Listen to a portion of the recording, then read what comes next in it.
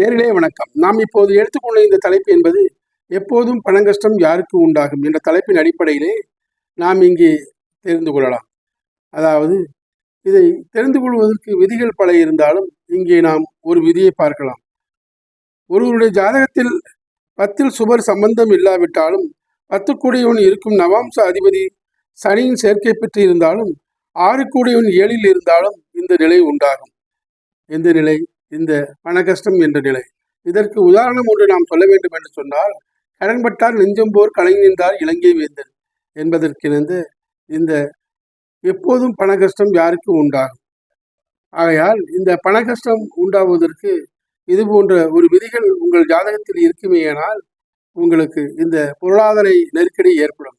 இதை நீங்கள் சமாளித்துக் கொள்வதற்கு என்னென்ன வழிகளை கையாள வேண்டுமோ அதை கையாண்டு அதை எதிர்கொண்டு நீங்கள் இந்த கஷ்டத்திலிருந்து மீள வேண்டும் என்று சொல்லிக்கொண்டு நான் மீண்டும் உங்களை வேறொரு பதிவிலே சந்திக்கின்றேன். நன்றி, வணக்கம்.